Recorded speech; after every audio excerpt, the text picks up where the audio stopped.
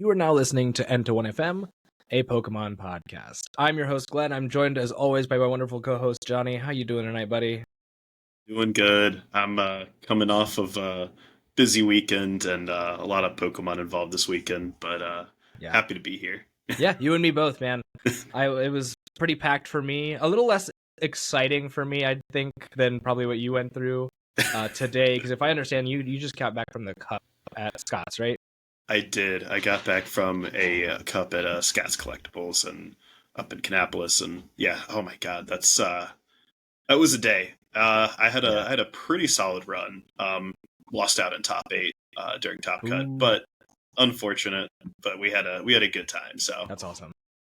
I ask that because for the folks at home, patreon.com/terminal creative, you are going to get to experience kind of what we experienced over the weekend as we go through our bonus episode.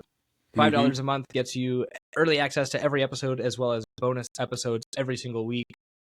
Just more content for the price of a pack of cards, honestly. And so definitely consider doing that. Also, leave us a like, comment, subscribe on YouTube. Leave us a review on Spotify. I noticed, by the way, back on the YouTube thing, 93% of you not subscribed. That's treachery. You should fix that. Please. But yeah, I also had a pretty eventful weekend. I went to the tournament at Mighty Meeple in Concord. Their Prismatic Evolutions ETB prize giveaway. Giveaway. I heard about that. That's sick. That tournament. And so we'll go over the details of all that stuff in the bonus episode this week for those who are interested. But today, Johnny, what are we doing tonight? Well, tonight, I think we're going to go ahead and start taking a look at the Journey Together set list. Cards have been translated and available for a little while now. Japan has battle partners, so we're pretty certain of everything we're going to be getting in this set. So we kind of wanted to go through, give our takes, give our ideas, and, share kind of some sauce with that, Yeah. See if there's anything that'll be really cool and worth playing, and what like those perspective decks are going to be coming in the future. For sure. I'm really excited about it. It's going to be some really, really cool stuff because you and I are both planning on going to Atlanta Regionals. Yes. Which will be the first tournament where this set is legal. And I'm so stoked about it, at least internationally. And I'm really stoked about this set. It's bringing some really cool mechanics back. It's got trainers Pokemon. No ace specs in this set, which is interesting. No ace specs. It leads me to believe they're doing something entirely different, and they're going to start moving away from those cards. But I could be wrong. I think that's probably likely. Ace specs was kind of like what was that? That was like the 2024 kind of spiciness that they did. For those who aren't like kind of familiar with Pokemon, they tend to do something kind of new every year to keep the game kind of alive and more interesting with like new mechanics that don't break things too much, but add a little bit of fun. And I think Ace Specs was like our 2024. Yeah, they also love to give us a once per game effect. At least they have ever since like the GX era. Yeah, we got like GX Pokemon and GX attacks. So it was that. It was GX attacks. It was V-Star powers. It was Ace Specs originally, and then it's Ace Specs again. Yeah. And soon we'll probably get some cool Mega Evolution stuff that'll be once per game. I think so. Yeah. But that's all speculation. So let's focus kind of on what we've got for Journey Together. Journey Together is comprised of 2 sets from Japan. It is Battle Partners, and do you remember what the other one is? I don't know. It's actually, I believe it's Battle Partners, and instead of being another set, I think it is the second half of all of those EX generation starter decks that Japan got. That's my understanding. So that makes sense. Yeah. Yeah, we're getting the second half of what we kind of got in Prismatic Evolutions. So that'll be cool. Hopefully. I mean, hopefully. Fingers crossed, man. I like to be hopeful about it. Yeah, for sure. There's some cards in there that are gonna for sure be bulk. Don't even worry about it. Mm-hmm. But there's some other cards that are absolutely not going to be bulk, and I'm really stoked about those. Those are the more important cards, and those are the ones you guys are here to hear about. So let's talk about it. First off, we're going to kind of go in order using Justin Basil's visual list and card translations. So we're just going to go in the order that they're listed there, the types, and then alphabetical. The first thing I want to talk about in here is this Lilligant, because it's a pretty interesting effect. It is Sunny Day, which I love a VGC reference in the trading card game, where your grass and fire Pokemon's attacks do 20 more damage to your opponent's active Pokemon before weakness and resistance. It's a 110 HP stage 1 Pokemon with 2 retreat costs. It's not like super glamorous, but it's cool to have a damage buff for grass and fire. And it's cool that it's on that effects like that are just a damage bump are getting printed on something that's a stage 1 rather than a stage 2. So you're getting a slower game. Yeah. Maybe this will be good with Scovillain. That Scovillain EX, because it's both of those. That would be kind of spicy. And fire. Is that I wonder if you could. Is that a pun? I wonder if you could. I don't know. I wonder if you could maybe cheat that out and say, "Oh, well, it's technically 40." It's both. Let's get a judge ruling on that one. They're certainly going to shoot that down, but I would love if I'd love if they made it happen. What's the harm? What could that do? Hey, other than set a weird precedent? It would be kind of sick, honestly, if that was if that was the cheat for that card. But I think it's not bad. I don't think it's gonna see too much in terms of like standard competitive play. Probably not. But I know GLC fans are going to really like this card because it can slot into your grass GLC decks and just give you some more damage to have on hand for that. So, and if that ruling works out, there is a Scovillain that is grass and fire in GLC. So nice. I mean, if it works out, we could be doing a lot of damage with the little pepper guy. Yeah, keep it going with that. No, it's always cool to see little buffs like that. But yeah, it's a card. It's a card. It's cool. I'm definitely more interested in this Maractus. This Maractus, I remember distinctly when this got revealed in the Greater Charlotte Discord. There was I forget who it was. It might have been John, who was, or it could have been Powers as well, who was talking about like, man, I really hope that they don't reprint Mawile. And then Tempting Trap Mawile, and then like that on demand immediately the Maractus got revealed. Yep. Just to spite him. And I was like, well, I mean, listen, it happens. This Maractus has 110 HP, grass type Pokemon, 2 retreat cost, has the ability Bursting Needle. If this Pokemon is in the active spot and is knocked out by damage from an attack your opponent's Pokemon, put 6 damage counters on the attacking Pokemon. And then Corner for a colorless for 20 damage. During your opponent's next turn, the defending Pokemon can't retreat. It's not like indefinite retreat lock, but it is retreat lock, and that's clearly very potent, as we've seen from like Snorlax. Yeah, I think it's good that they put the damage on it, especially right now when we're losing like double turbo, and not gonna have the ability to like put yourself down 20 damage and then make this thing do 0 on purpose. Right. But this Maractus will be fantastic into maybe like an Archaludon or something. Since Arch has that 30 resistance to grass, you could gust something up and then just keep it there. Yeah. Arches, I mean, let them play out all their Turos and just lock them into the active and win the game. True. I don't know, or at least stall them out. And we're getting, not to get into it too early, but we're also seeing that control is really potent in early Journey Together deck lists in that metagame. Yeah. So having another retreat lock guy is going to be good for that. Yeah, 100%. It's cool to see that. Liking all the control options that we're gonna potentially have. I think going down. Unfortunately, there's not a ton more in grass, I don't believe. Yeah, the grass is unfortunately kind of mid. Yeah, we've got like there's a Meowscarada that's interesting, but a year late, unfortunately. Yeah. With the Showtime ability, once per turn, you may use this ability if this Pokemon is on the bench, switch it to your active, which works pretty well in a Meowscarada EX deck. And then the Rising Bloom, 90 damage, and if your opponent's active Pokemon is an EX, it does 90 more. This, for two colorless, that would have been fantastic back in the, what was it? Kind of March, April, May time period of last year. Really Zard being monstrous, this card would have cooked hard. Now, for sure.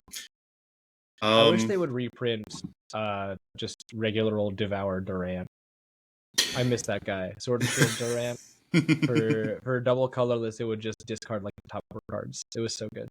Yeah, Durant Mill was no an awesome good. deck. I need it to come No back. Durant Mill right now, unfortunately. We'll see a cool Mill, hopefully, again soon. Not just Wug Trio. Or a Great Tusk. Yeah. You see anything cool out of Fire? Actually, I know what you see out of Fire. Please tell me about it. There's a couple of things actually I see out of Fire. There's a few things I see out of Fire. This Fire set list is kind of stacked, actually. So I think we'll go maybe in order, but also a slight bounce around with that. Yeah, sure. But the Magmortar. Start with the Magmortar. Mm-hmm. Magma Surge ability during Pokemon checkup, put 3 more damage counters on your opponent's burned Pokemon.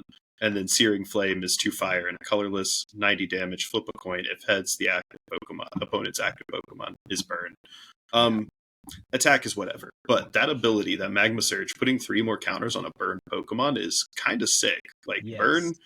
Burn isn't used a lot, but it's cool to see Burn get some support out of this set. And the Magmortar definitely does it, especially like when you have a status like that can get healed out of potentially through just 50-50 coin flips.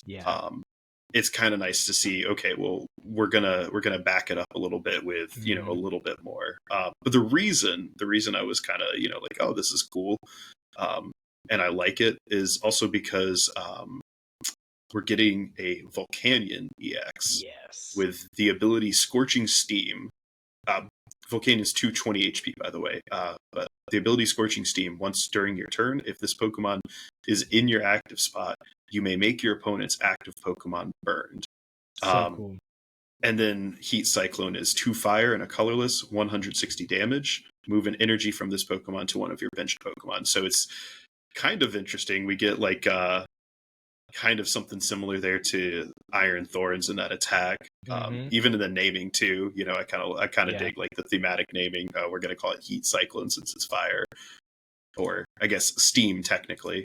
But yeah, I like that we're getting some burn support out of this set, and I could see some decks like start trying to focus in on that. The LDF deck list video. Oh, 100%. Actually, I've got the vision is already there. Look, what you do is you put Volcanion EX in the active. You get. I literally was checking Pokemon cards to see if there was a 70 HP Magmar, because the vision is there's not, by the way, spoilers. It's so sad, because otherwise you could get 2 of them down, put the Volcanion in the active, burn the active, and then TM Evo into the 2 Magmortar. So that you're doing what is it? It's plus 40, and then the damage. Plus 60. Yeah, it's one for each of them. Yeah, and then like it's not inconsequential damage. It's like you don't even have to. That's before you're even attacking. Yeah, you're able to do that much damage. You throw like a damage modifier on there. You play it with Brute Bonnet, and you're getting bonuses like that. You're getting extra status conditions. I could see this working with like Brute Bonnet for like a cool status deck where you're just like, okay, let me go with Poison, let me go with Burn, Brute Bonnet. I can you can use like Perilous Jungle with this thing. You could even Brute Bonnet.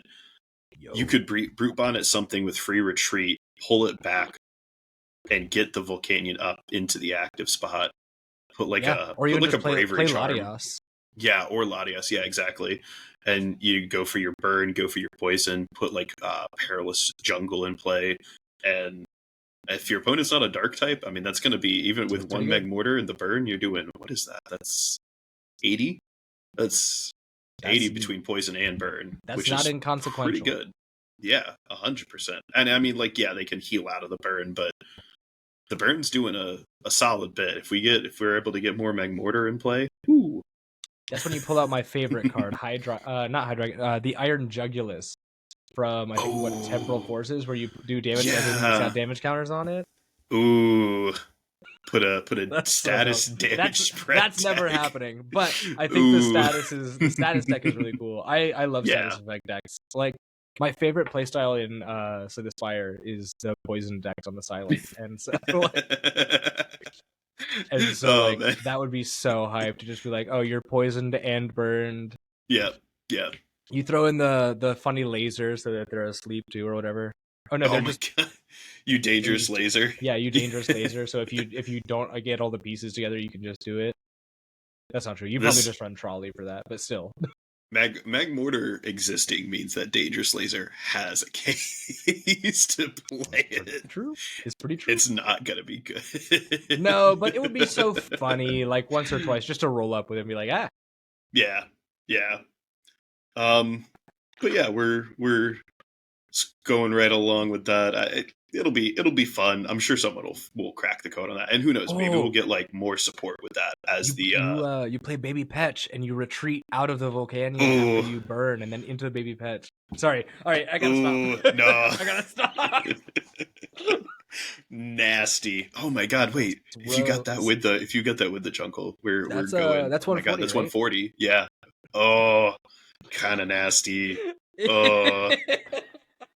I don't like that. Oh man, it's kind of sick. The turn one potential. Jeez.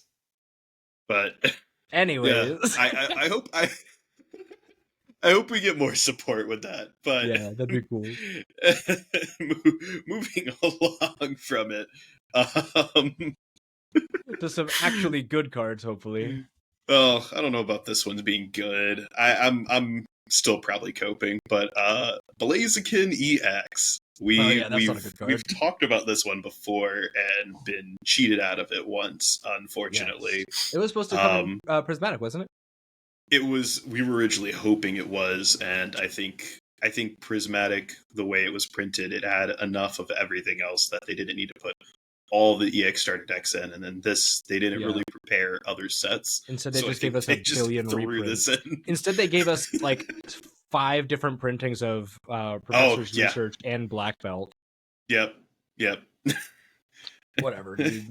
I'm pretty sure we're getting the other printings of Research and Black Belt in this set too. So we are. I'm pretty sure. Yeah, we're getting all those. But yeah, this Blaziken with 320 HP, Blaziken EX 320 HP, overflowing spirit ability. Once during your turn, you may attach a basic energy card from your discard pile to one of your Pokemon.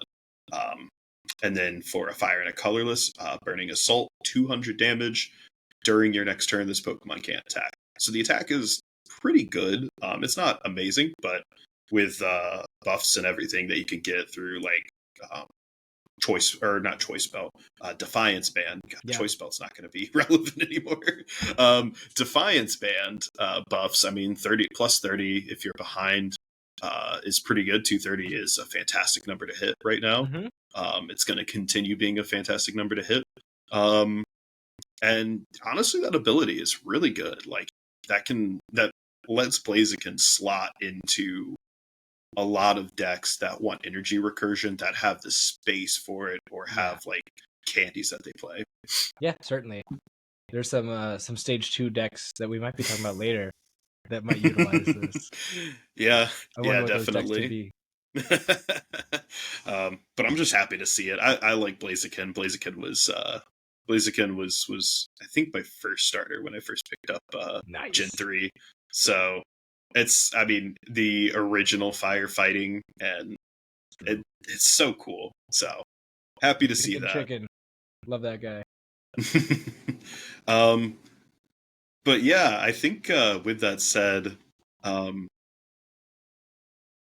why don't we hit up this next fire Pokemon? I think this is the big one. This is the big one for a lot of folks, and it's the big one for me specifically. It's 2, right? So with like I said before, with Journey Together, we're getting trainers Pokemon back, and this is the first one we're going to talk about, is the Ens Darumaka and Ens Darmanitan. And Ens Darumaka is nothing to look at that's really special. It's 80 HP, so you can't get it off of Buddy Buddy Poppin', which is sad. Stinky. It's very stinky for that reason. But the Darmanitan is bananas. So it's a 140 HP stage 1 fire type Pokemon with 2 really solid attacks. Mm-hmm. It's got, for double colorless, it's got backdraft, 30 damage for each energy card in your opponent's discard pile. That is specifically for Ceruledge. No other deck really has an issue with that, except unless you're like maybe in the mirror, if they have a bunch of energy left in their discard pile and haven't accelerated it into play, then you're going to potentially get something out of that. How do you get 28 out of that? That's, or even 24, because at least a lot of builds that I'm seeing are playing Mochi. 3 times 8? 8 20, yeah. So you'd have to have 8 energy to really get anything good out of it. Yeah. So I don't foresee that attack being great. But go ahead. I was going to say, the only other deck that I think that you could probably use that against that might not be bad is maybe like a Miraidon deck, honestly. Miraidons tend to, especially like late game, if you need something like late game, Miraidons tend to be kind of a lot of energy in discard because they don't have tons of ways of recurring it aside from the Magneton, and they don't run a ton of those right now. So maybe they'd run more, but I don't know. Yeah, and maybe Archaladon too, if they don't have it all on the board. Like if they if you're managed to late game get one where they don't have a bunch of guys set up and they haven't been able to get their evolutions out, you just blow them up with that. Yep, not a bad option either. Plus, you gust one up that hasn't used Metal Protector or whatever. Yes, so that you. I mean, if you do that, then if you do that and you're using the Darmanitan specifically, yeah. But the second attack is the good one. For Fire Colorless, it's got Darmanic Cannon, which is a great name. Where it's 90 to the active, discard all energy. This attack also does 90 to one of your opponent's bench, so it's 90-90 snipe. Just so good. Being able to do that either with Ens Darmanitan or, spoiler alert, with Ens Zoroark is very, very good. It's going to be a really important attacker in that deck. Yeah. And I'm personally really excited about it. You can do my favorite Copium play, which is use the Salvatore jump scare, so that you can get it out in a single turn. You just go behind on prizes, Salvatore this guy, reversal energy. You're good. This card cooks too. I mean, and I like that they TPCI is clearly learning from like Radiant Greninja being kind of busted. Being honestly, the best card printed in recent history, yeah. For real. And they said, okay, well, now we're going to let you bench snipe. We'll let you attack active and bench snipe one thing instead and you have to discard all the energy, and it's a stage 1. Yeah. So, like, they're learning that, like, okay, we can't make stuff quite as strong as Radiant Greninja, but we can make things that echo that kind of idea with the attack, and then still give you a lot of the same or a lot of similar. So it's cool. Yeah, I'm thinking of like aside from the ends deck, that's gonna be I think the main way to play this. I think you could cheesy like a 4/4 Darmanitan deck or something like that, and use this guy in well, I don't know how potent it is after rotation, but there was a Salvatore box going around for a while that played like the Bronzog that blocks evolutions. Yes, it played like it would play this. It could play like you couldn't do that. Well, it would have at the time played Aerodactyl V-Star. Obviously, after this is legal, you can, but like stuff like that, and it would play Banette EX as well. So like I could see if like maybe a Salvatore box comes back out just for the psychos like me who want to play it. I could see it with running this with like Dusks. Dusks like run so well in a lot of decks that want to go down on prizes and go behind. So you could go like, I know, right? Like a reversal plus maybe like a again Defiance Band. You can like intentionally set yourself behind. You can counter catch your stuff around to like have specific cards that you want to KO with the active or damage, set stuff up. Like I think this card has a lot of potential for like setup plays. Very reminiscent of that kind of Palk Noir, Palkia Dust Noir builds and stuff like that. Very reminiscent of just like damage spread to try to board wipe setups rather than focusing on big damage numbers to big Pokemon. I love decks where you can just pick your opponent's bench apart. It's my favorite way to play the game. Oh, super fun. And then the next one, surprisingly not actually in the end deck, is this Reshiram EX. Yeah, it's not good, but it's noteworthy. It is. We're getting a different Reshiram for the end deck. Don't worry about it. It's very bad. There is a Scorching Fire for Fire colorless, 200 damage, discard an energy. It's not good. 220 HP. It is a very much just, they were like, we need a red EX Pokemon. It's this guy. Like, they did not do any kind of due diligence with that card, unfortunately. It's Gen 5 not very well represented in the starter deck generations, unfortunately. Nope. Unfortunately not. So I think, are we ready to move on to the water types? Yeah, I think so. It's also a shorter list. I'm trying to see. Unfortunate. I'm trying to see. There's a couple of things maybe. This Articuno's not that great. No. Unfortunately. They need to keep Silver Tempest Articuno in the format. I swear. Oh, I love that card so much. Silver Tempest Articuno is one of the better water cards ever printed. And I'll stay by that. It was just unfortunate that it got printed when it did. Yeah. I like this. I actually kind of dig this Octillery. Yes, I do. With for a water energy, you can do Aqua Wash 20 damage, and you can put an energy attached to your opponent's active Pokemon into their hand. So energy control isn't terrible. I mean, you can like run this with like Crushing Hammers or something and try to make some sort of like control deck out of it. I don't think that's going to be that great, but it could be cool in like a GLC control. Although there's some really competitive Octilleries, so you'd be hard pressed to see that. Yeah, for sure. There's a Ludicolo. The Vital Ludicolo. I think the Ludicolo is cool. Vital Samba, like HP. Plus 40 is pretty solid, and this is something that I'm considering even as like a maybe like a 1/1 line, like Lotad, Rare Candy into Ludicolo for, spoiler alert, the possible Mamoswine deck. Ooh, that's cool. Yeah, like kind of get yourself a little bit extra HP. But that deck is already going to have a hard time finding the space for Pokemon in general because it wants so many different things. So I don't know. It's a cool idea. I don't think it's going to get off the ground too much, but maybe. They had to wait until Irida rotated to print it though. Yeah, which is unfortunate, especially I think especially with the next kind of water guy we've got. I think the biggest one too that's probably coming here. Yes. He's big, all right. we got a Wailord coming, a single prize Wailord. 240 HP, which is massive. New optimal GLC Wailord, by the way. Yes. Well, it's contended to be the optimal GLC Wailord.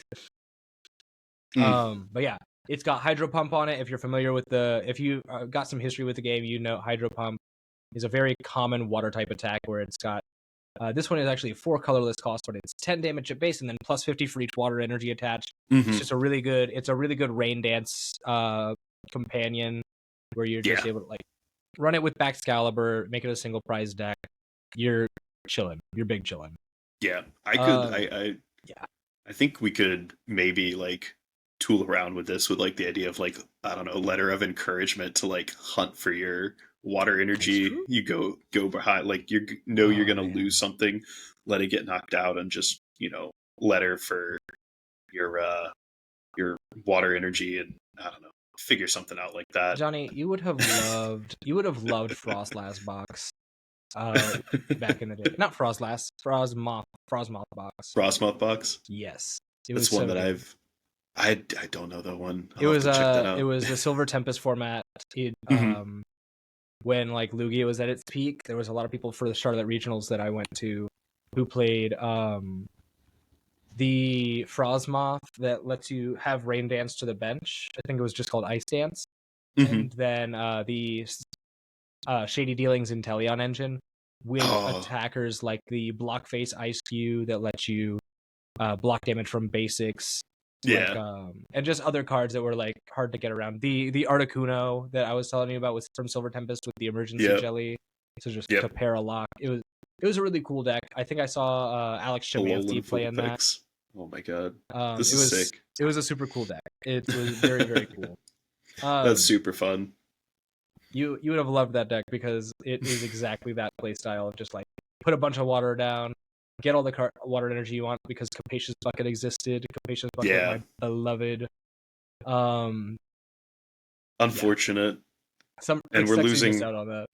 Yeah. This is like, I feel like this is like the successor to like, I don't know, Swim Freely or something like that. Cause we're losing like, Thinion with the, God, I'm blanking on the name, but it's got the, ability that accelerates, energy. Oceanic Accompaniment. Yes. That was a Lost Origin card. Holy smokes. Mm-hmm. Yeah. And it's cool because like Swim Freely was kind of terrible back when it first happened. Yeah. It's never been good. I mean, it's not good, but it got better when 151 released. Yes. And it released Seeking that actually did something with its attack that it had. So unfortunate that we're gonna see something like that go away. But I feel like, you know, Wailord with Excalibur, maybe with like Letter of Encouragement and some other energy search, I don't know, could slot in there. I don't know, rogue deck ideas, but you know, I like the idea of like a single prize guy with 240 HP. He's just big, and then huge. You can put the luxurious cape on him. Yes, I mean, and give him plus 340 because we're losing Lost Vacuum. Yep.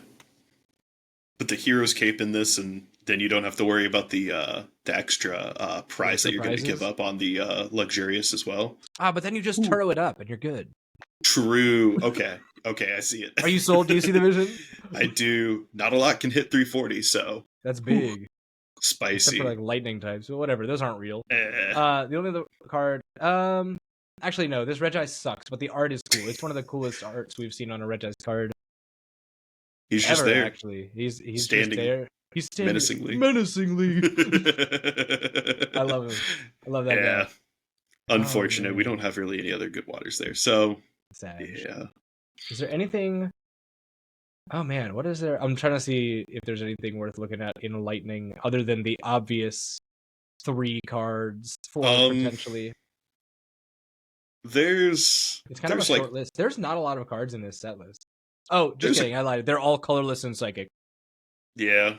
There's really not a lot in terms of like the Lightning. Unfortunately, the Alolan Golem does nothing. Don't worry about it. It's bad. Don't worry about it. If you pull it, that's bulk. Yep. And we've got the Ionos cards are kind of the next thing we want to look at. Or actually, let's talk about the Ends Joltik first.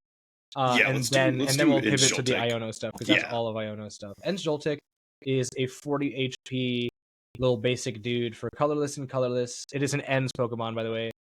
You for colorless, you can do 30 damage. Before you do damage, discard all tool cards from your opponent's active Pokemon, and if you discarded a card or a tool in this way, your opponent's active Pokemon is now paralyzed, which isn't great currently. Not a lot of cards, not a lot of tools get used right now that like stay attached.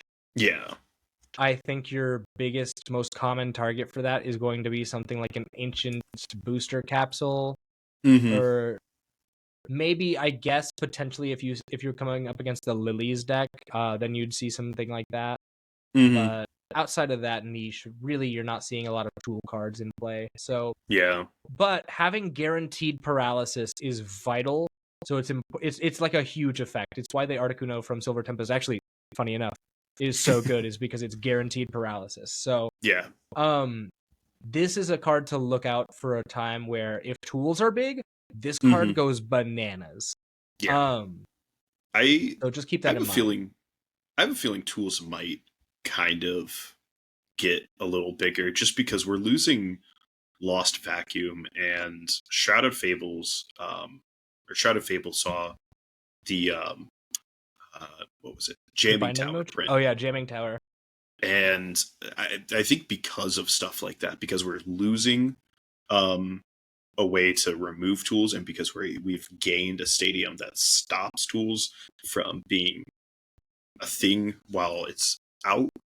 It's kind of insight into what they're probably going to print. Yeah, I think like with that, we know, okay, well, tools are still going to be a thing, but we don't want them removed as easily, but maybe they'll be around still in a prominent ability. I needed them to reprint the Team Flare cards, where it was, what was that card that you could just put on your opponent's, here it was, the Headringer? I need them to reprint Headringer stat, where you could just put it on, you could put a tool of yours onto one of your opponent's Pokemon EX that doesn't already have a tool on it. So you could take this and just put it on your opponent's you could take a card from your deck, put it on your opponent's active, and use Joltik to remove it. I think that'd be so hype. Oh, that'd be sick. That'd be so toxic. I would love it. Very. I want it so bad. I want it so bad. Wait, hold on. There's a non-zero chance that actually does happen because we're getting Gen 6 stuff. Ooh, true. Yeah. I want you guys to write down this moment. I want you guys to take note of this, that on this day, on Sunday, February 2nd, I made this prediction because I know we're getting Gen 6 stuff.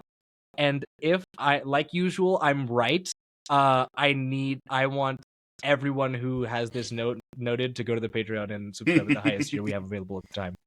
Because I'm calling it. I'm calling it now. This is going to happen. We're going to get Headringer back in some capacity. Okay. All right. I'll buy it. I could see it.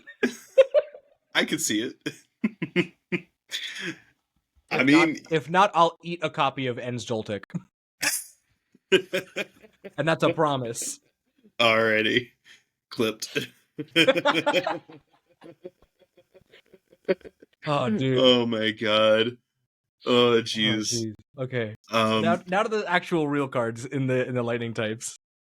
Yeah, I think I was gonna say before any of the Ionos ones, the only other one was like maybe the Tapu Koko, but I think we've been over that before. It's 60. Talk about it. It's cool. Yeah, it's so Tapu Koko EX has 200 HP, and then for a Lightning and a Colorless does Thunder Connect, 60 damage, and then 20 more for each of your bench Pokemon. Yeah, it's a little Raikou replacement in kind of. It's never gonna do as much as Raikou. No, certainly not. But it also is free retreat.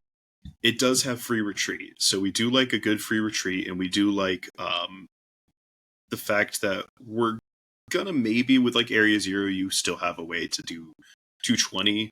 Yeah.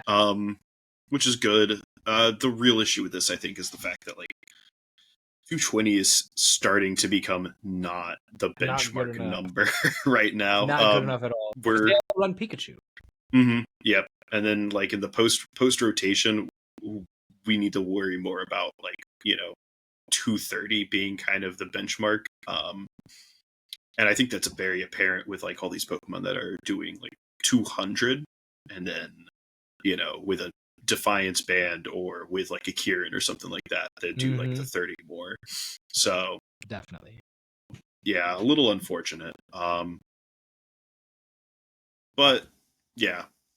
It's still cool. Moving on to the meat and potatoes of this one. Though. I do love a free retreater. I do love a Tapu getting an EX. I like the Tapu Pokemon in general, so it'll be cool to get another one. It does seem cool at least to have the free retreater, if nothing else. Yeah. And then we've got probably the worst Ionos card. We'll go ahead and get that out of the way with. There's a Voltorb and Electrode line. The Voltorb is 70 HP. For double colorless, you do 20 plus 20 more for each lightning attached to each of your Ionos Pokemon. It's actually not too bad. But it's not terrible. The Electrode is bad though. Where for double lightning, it's just like the Electrode has 100 HP, free retreat, double lightning. The first attack is Heart Pounding Bomb. This Pokemon does 100 damage to itself. Flip a coin, and you should at that point stop reading. But if heads, your opponent's active Pokemon is knocked out. It's a risk reward thing, but I like my cards to work 100% of the time, except for Silene. She gets a pass, and Cremamatic also gets a pass. just put cape on this and then it's serviceable. Wait. No, don't do that. That's so terrible. That's so terrible. I'm sure someone cape, will try it though. someone will. But even with cape, this thing still is cape, like it is 50% bad. of the time you will flip tails. 50% of the time you will not take the KO. 50% of the time you will be countered in response. Unfortunate. If you put luxurious cape on it though, and you're able to get the attack off twice in a row, your opponent doesn't take 2 prizes. That's very true. If it knocks itself out through the effect of the attack, luxurious cape won't give up 2 prizes. So I guess there's that about this card. It is a fact about that interaction. It's a shame too, because I actually really enjoy like the artwork on both of them. The Voltorb and the Electrode have like some fun artwork. The Voltorb just looks sick, and the Electrode's like silly, like cartoony level of like art. I really dig that actually. It reminds me of that Enamorous art rare we got. The like Looney Tunes Enamorous. Do you know what I'm talking about? Maybe. It was the how do you spell Enamorous? What was it? ENAMORUS. Oh, it's US. Yeah. Oh, yeah, I think I see. The Looney Tunes Enamorous from Twilight Masquerade. Yes, that one.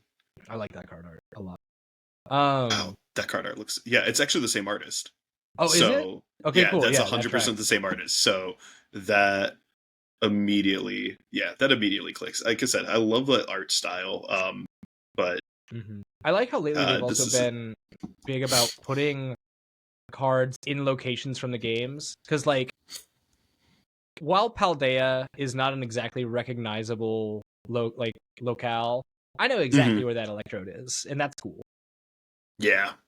Oh, I just looked up like the artist for this one. They've actually done a lot of stuff recently. They did the really? they did the acapella Chatot from Temporal Forces. The secret rare? No. The base art. Just the base art? Yeah, it looks like all the ones they've done are base arts, but they did like the they did the Twilight Masquerade and Hammerus, the Temporal Forces Chatot, the Stellar Crown Metatite, the Stellar Crown Veluza. The Veluza that has like it's the Kofu Veluza. Oh yeah. That's cool. The Surging Sparks ugly looking Flapple. I'm sorry. Don't actually like that art on the Flapple, unfortunately. Oh yeah, no, it's not very good. It's not my favorite. And I guess a Mr. Mime that's also in this set that's like karate kicking out here. Really? Oh yeah. Man. The lookalike show? Temporal Forces? No. Oh, this one. Okay, I see it. It's in Battle Partners. I see it now. Yeah. We'll see it in a second. Yeah. But yeah, fun art. Very fun. So with Iono's bad Pokemon out of the way, let's look at Iono's good Pokemon. Very good. Some might even say too good. Yeah. This Tadbulb is nothing to really worry about. But 60 HP, and then for electric and a colorless, tiny charge, 30 damage, kind of whatever. It's unfortunate that you have to use the named Pokemon to evolve these. You can't just use a non-Iono's Tadbulb, because there are some really good Tadbulbs, actually. Are there really? There are some solid ones, just that would be decent for this set. I know. Oh man, see, now we're gonna. I'm on it right now. There's one that accelerates energy. There's one that can paralyze on a coin flip. The paralyze on a coin flip. I mean, that is fantastic by itself, because like it struggles in a world with Dragapult, but it is cool. I mean, coin flipping for paralysis is better than nothing. True. Like 50-50 chance to paralyze is good. Yeah. But the real beauty of this line is the belly bolt for sure. And tell me what that does. So we got Iono's Bellibolt EX, 280 HP. He's a chunky dude with the ability Electric Streamer. As often as you like during your turn, you may attach a basic Lightning Energy card from your hand to one of your Iono's Pokemon. And then for 3 Lightning and a colorless, so pretty costly attack, Thunderous Bolt, 230 damage. During your next turn, this Pokemon can't attack. This guy is big and he's doing a lot. And that electric streamer is really good. You're basically Bax Caliber's ability, but for electric energy. And for Iono's Pokemon. Mm-hmm. Just for Iono's Pokemon. But that is that's super, super good. Yeah, it's very strong. Very strong. I like that they're calling it electric streamer and that they're leaning into the fact that Iono is just a Twitch streamer. I think they should rename this ability Hype Train. Yo. In fact. That'd be really funny. But that would be super fun. I'd be so into that. I'd buy a copy of it just for that. Also, we are getting an Iono's Bellybolt EX product where it is just a full art of this card in its own like premium thing. So it's it'll be a guaranteed way to get this card, which is good because what we're already seeing in Japan right now is this is getting partnered with Raging Bolt to just do insane amounts of damage every single turn. Yeah. And they're using it in tandem with the Iono's Kilowattrel, which is a 120 HP stage 1 that has the ability Flash Draw, where you've got to discard a basic lightning from this Pokemon in order to use this ability. But once during your turn, you can draw until you have 6 in your hand. Super, super good. So good. You've got your draw engine and your energy acceleration baked into the same pair of guys. It is a much stronger version of what Teal Mask Ogerpon does, but at a much higher entry cost, which is worth trying out. Obviously, it's being very effective in Japan. Pardon me, I got that hiccups. But yeah, it's clearly very effective in Japan. I'm interested to see how that will translate into the States meta, though. Yeah, I think this will be really good. I've already kind of proxied out a build of this to do some test hands and some test games with, and it's kind of insane, like what you can do with this, because I mean, once you have like a bunch of energy in hand, the fact that you could just kind of throw it all onto like a Kilowattrel or some of it onto a Bellibolt and like just what you need onto a Kilowattrel to give you some card draw and stuff like that. That's really, really cool because you can go and purposely run your hand down, draw into until you have 6, so you can draw like 4 cards. It's very Mew VMAX coded in that sense. Like you have. Yeah. If you get a couple of these Kilowattrel on bench, you can do kind of similar stuff to the Mew VMAX decks. So I really like that. What's crazy is that I just noticed on the Kilowattrel that the draw ability you have to discard from it, not from your hand. Yes, and it that has to go. Is maybe better because because then you're able to just accelerate all the energy and get it out of your hand. Oh, that's gross. Yep. Okay, I see the vision now. Why this is so good. Yeah, that's for really sure. Gross. And then I guess since we because Iono doesn't have any other Pokemon that aren't a lightning type, so I'm gonna skip much further ahead only because of that. But we are getting a stadium to go with it. And the stadium ties in.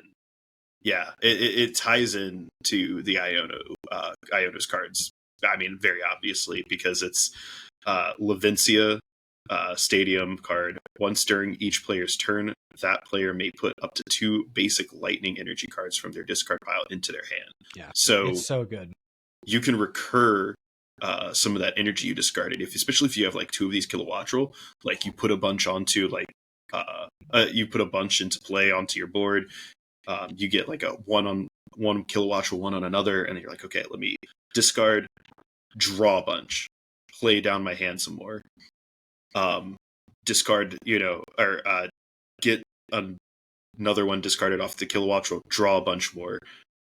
Let me get these 2 energy back into hand, and then because of Bellibolt, get them back onto the board at like next to no cost. Like I think this deck is going to this deck concept with doing that, and then just being able to maybe like, I don't know, Sada your Raging Bolt and just like get a bunch of energy onto your board at once. I think being able to fill sick. Your hand to 6 and then Sada is crazy. Yes, exactly. Like you can go from like a 0 card hand practically to like 9 in hand with this deck, building out kind of in the best possible ways. Um, yeah, I definitely see why people are very hype on that, and hype on the Iota's archetype to go with it. So, Absolutely. Absolutely. I can see the vision with that. But let's go ahead and move on to the psychics now. I think mhm. obviously the lightning offerings are very, very good. Yes, There's some really interesting stuff coming from psychic stuff too. In fact, this is the biggest category out of the entire set. it does look like it, and there's a lot of cool things in this. There's a lot of really, really cool stuff. First thing is what I've even seen Dragapult decks do Mhm. is just include a one of this. This is Lily's Clefairy EX. It is a basic 190 HP EX Pokemon with the ability Fairy Zone, where the weakness of each of your opponent's dragon type Pokemon is now psychic. And you Mhm. apply the weaknesses times 2. And Yeah. then it's got an attack for a psychic and a colorless called Full Moon Rondo, where for 20 damage, or for those 2 energy, you do 20 plus 20 for each edged Pokemon, both yours and your opponent's. Yes. So obviously very good. You're doing Mhm.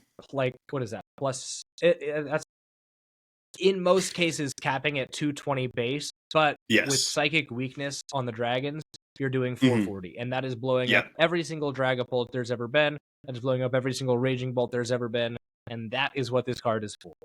Yep. And with Dragapult sitting at 320, that means you only need to be able to hit 160 with this card, Yeah, to which actually get the is Dragapult 8 KO. on the bench in total.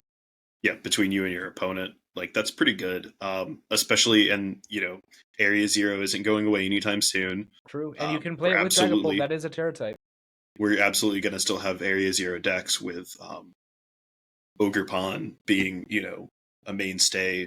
Um, I mean, I've Terrapagos. seen some early builds that are run like Ogre as the main attacker with like maybe a couple Psychic Energy in there as Yeah, well, and it just focuses on like using Ogre attacks, and then okay, well, I need to use Lily's Clefairy. Boom, I've got this, and now I'm gonna punch. yeah. And it's just like it's a pure meta answer into things like Dragapult and Charizard, but it does a lot of really cool things because of that. I think this is like a really fun one of attacker in a Mm-hmm. lot of decks. Like if you have room for Psychic Energy in your deck, like 1 or 2, you have room for this card. A lot of people are running it alongside that new Lily's Pokemon exclusive tool. Mm-hmm. Sorry, I was totally away from the mic there. A lot of folks are running it alongside that Lily's Pearl tool, which says Yes. if the Lily's Pokemon this card is attached to is knocked out by damage from an opponent's attack, your opponent takes 1 less prize card. Mm-hmm. So being able to turn that EX2 prizer into a 1 prizer is very, very potent. Yeah. Yeah. It just slots really well into the archetype. Especially with tool removal, like you said, becoming so Mm-hmm. bad. Yep. Or like non-existent, really. Beyond that, there's what is it? We've got the Mr. Mime. That's not real. Alone Marowak isn't real. Sadly. But we get another Shuppet, which the Shuppet is kind of whatever. The Shuppet's made. It's a cutie. It's sticking his tongue out. Oh yeah, I love the art on this. Shuppet's a fan favorite. I love Shuppet out I of love Gen Shuppet. 3. I love the design. I love the concept. But Ooh. the real terror right here, I think, is the Banette that's coming with this Shuppet. Banette from Battle Partners has an attack. So Banette's 90 a psychic 90 HP has an attack curse speech. So you get to 1 psychic energy. Your opponent shuffles 3 cards from their hand into their deck. This card is nasty, and this card can absolutely destroy some stuff with the control matchup. The big vision, and I'm sure a lot of people who have seen this already have already come to the conclusion, and people who are hearing this have started thinking about it. But you partner this with a Zerosix Machinations Yes. supporter, and you force your opponent out of their entire hand, sans 3 cards, and then you curse speech and put those 3 cards back into their deck. and Oh yeah. now they have nothing left. Have fun with that top deck, buddy. Yep, we're kind of getting back towards the Airmail, Pidgeotto, Belelba, and Bryson Man sort of decks of control style. So if we get this with if we get something that lets you cook just a little bit further with controlling your opponent's top deck, like Chip Ice Pick, which we're not, or Chip Ice Axe, which I don't think we're gonna get because that card was banned.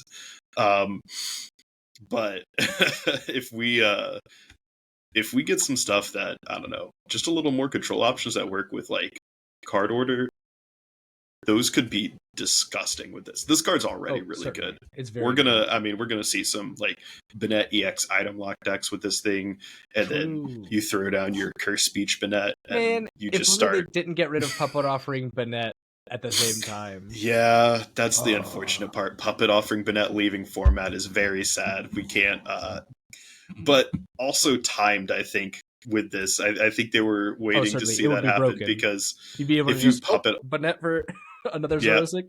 Oh my god. That would have been awful. Gross. But also you can and you can use the Bennets to set up a Sableye? Yep. Oh god, that would be horrendous. Oh my god. Item lock and hand lock your opponent until you get Sableyes online. God. And then just nuke your opponent's board. Expanded, turning into Lost Box Control.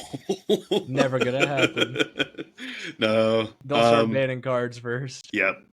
Yeah, this card, I think this card is gonna be a lot of fun to play. I'm really excited to see like not a new control style, but just a new card enter the control sphere and it's also a more aggressive control style, I'd say. It qualifies. I mean, because most control is like it takes more work to actively get rid of your opponent's stuff, but this is genuinely just like every turn you're getting rid of your opponent's hand, and you're not attacking enough to do damage, so you're never turning on Pheasantipity EX. Yeah, for sure. And then you don't. The cool thing about this is like if you run this in like that Bennett EX like item lock style deck, you can always build up your opponent's hand with the item lock. You can run stuff like Grabber and Giovanni's Charisma to control energy attaches and the hand size and things like that. And then just kind of from there. Once you're ready to really discard a bunch of cards out of their hand, once you've curated a good amount of item cards into your opponent's hand, or at least think you have, dropping that Zerosic and then Curse Speeching away the other cards that they want to keep. It's going to be good. And then just obviously it's going to lend itself like that to, I mean, I've already been thinking of like that with like more of the, meddling memo type stuff, If you can't Curse Speech, well, you can always Meddling Memo and get those cards onto the bottom of the deck. Just there's a lot of fun things you can do. So I'm excited to see that. But probably move on a little. Definitely, we've got a lot more to cover and only about another half hour to do so. So let's move on. These Lilies, Cutify, and Ribombi are not very good. It's actually very bad. The Ribombi just lets you control your opponent's energy in their from their hand. The Comfey, I guess, just Lily's Comfey is good. It's Flower Call, says lets you search for your deck for any number of basic Lily's Pokemon and put them on your bench and shuffle up afterwards, which is pretty good. It seems like the Lily's Pokemon in general are kind of there to play around the Clefairy, force your opponent to like expand their bench, expand your bench turn one. I do think that like Flower Call is kind of good because if you run like a Lily deck, like if you're gonna do this deck, then this is very good for that. Yeah, you're definitely able to. I mean, being able to basically Precious Trolley, but on an attack, but only for Lily's Pokemon is pretty solid. Just get 4 Clefairy out on the same turn. It's crazy because we're not actually seeing a lot of this from Japan, but we'll see. I'm sure there's a Mimikyu EX here that's not very good. I'm pretty sure there's a better Mimikyu EX that already exists in format, and the better one's not good either. Yeah, exactly. There's not a whole lot of good stuff. The Alchemy EX is pretty cool. It's just cool to have but what I mean by that is it's cool to have an Alchemy EX exist. Hmm. It is a bad card. That is all. Yeah. We kind of have to I move on think to fighting type, I think, because that's I was gonna really nothing else say really good. I don't think. there Unless you was see something. there were a couple more in Psychic, potentially. Oh wait, yes, Um, yes, the Metagross, with 170 HP has an attack joint beam for 2 psychic energy, 130 damage plus another 150 if you have any Beldum or Metang on the bench. yeah. So 280 good. this could be solid depending on how you build out the deck. It's going to be difficult, I think, though, to like make this properly work. Yeah, Getting I think 2 psychic onto this thing is tough. it could say. I think personally, it could say that it would do another 200 damage, Hmm. and it would only require Beldum on the bench, and I still Yeah, probably wouldn't play it. probably not. I Just, don't think. I wish it was better. Yeah, unfortunate. This is 100% going to be a pre-release archetype, though. Like, Oh, guaranteed. that has pre-release written all over it. All over it. Yeah. There is But a cooler psychic card though in N Sigilith, mhm, which yeah, the only reason it's really here, it's 110 HP basic psychic type with the victory symbol attack for a psychic and 2 colorless. If you use this attack when you have only 1 prize card remaining, you win the game. yeah, So it helps you in those circumstances when you're kind of just out of reach of winning with 1 last prize card, or like you're out of gust options, can't bring in a little mhm, support guy, or if you just have a big wall of a Pokemon standing in front of you, you can just yeah. play that guy using and Zoroark, which we'll talk about in just a second, to use that attack and win the game like that. Yeah. I mean, it's always cool to have something like that, like having a tool that like lets you get that one little bit of reach that you need because you're not going to do enough damage otherwise. Um, it's a very like, play it or lose type of card, but um, it's never a bad thing to maybe slot that into a deck if a deck has space for it, which Din's deck absolutely could run like one of these Yeah. if you build it out a certain way. Mm-hmm. I think the only other thing maybe for the GLC fans is this Oricorio. Oricorio good, yeah. Yep, Call for Family. There's like maybe one other good psychic Oricorio, the Vital Dance one, but other than that, like that's the best one for sure. Otherwise, yeah, searching your deck for 2 basic Pokemon. Honestly, I'm going to keep my eye out for this one during the pre-release stuff as well, because Call for Family is fantastic during pre-release. So I'll if I pull one of these off a pack that's going into pre-release decks for sure. Absolutely. And the very next thing that I think is good is this card you've been hyping up a lot. Is this Mamoswine EX? Tell me about it. Yeah. So Mamoswine, oh man, I love this card. I love the idea of this card. Mamoswine EX has 340 HP. It's a fighting type. He is very big. 340 is not an easy number to hit, so he's already tanky. And he's weak to grass and not psychic. He is weak to grass, not psychic. Grass is still going to be good, but honestly, being weak to good in the sense that like Ogerpon exists, so it's good. But I mean, the fact is like Ogerpon's the only relevant grass attacker at this point. Actually, Hydrapple is really good. Oh man, someone's going to be trying to cook that too. I know. There's people who are cooking that. So I'm sure. Yeah, but Mamoswine EX has the ability Mammoth Carry. Once during your turn, you may search your deck for a Pokemon, reveal it, put it in your hand, and shuffle your deck. This card has Ultra Ball. It does not seem limited to once per turn either. Yeah, no. It has Ultra Ball minus the card discard for an ability. That is disgusting. And then this attack, Rumbling March, 2 fighting energy, 180 damage. Plus, this attack does 40 more damage for each stage 2 Pokemon on your bench. So if you build this out just with like the Charizard shell, the Pidgeot EX kind of engine to back it up, getting 1 Pidgeot EX on your bench means you're already punching for 220. Yep. That's just off of those two. There are some amazing deck ideas with this. I've been tooling around and proxying with it. I think It my is favorite is so cool. the Clang Clang from Stellar Crown, where it says once during your turn, if this Pokemon's in your hand and your opponent has any stage 2 Pokemon in play, you just throw it on your bench. Yep. You literally just go search it with Mamoswine and put it on the bench. Yep. There's so many options. You have you put like one of those Cling Clang in the deck, and then you can throw it down if your opponent's got stage 2s. Your opponent's got a stage 2, yeah. Yeah, so it doesn't work for you, but if your opponent's got stage 2, so punching, Dragapult is going to be very popular still. So Dragapult, Charizard, if it survives. This is a plus 40 anytime that you're playing up against a Dragapult. You can include the Luxray from Paldea Evolved with Swelling Slash. Once during your turn, if your opponent, if this Pokemon is in your hand and you have more prize cards remaining than your opponent, you may put this Pokemon on your bench. So that's another plus 40 for a lot more potential. And then the last thing that this Mamoswine really needs is some energy acceleration. Oh, you could also play it with Explosiveness Luxray. Oh, which one is that one? It's the one from Crown Zenith. It's F block. Oh. It's where you can put it face down if you're setting up. Ooh, unfortunately though, Crown Zenith is rotating. So. Oh, that's right. I'm stupid. Yeah. Dang it. It expanded maybe, but no. Nah, that's not a real format. That'd be so hype though.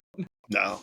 That would have been very cool. But no, the other thing though this thing needs is a backup attacker, or not a backup attacker, but a way to accelerate energy. 2 fighting is not going to be able to be done by itself on one turn.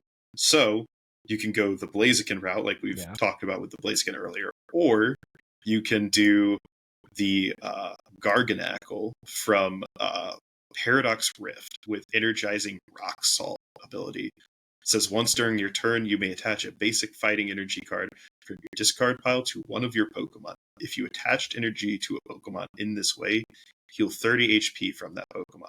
It's pretty that cool. Right there is energy acceleration and an answer into Dragapult in the same ability. Yeah, it's really, really good.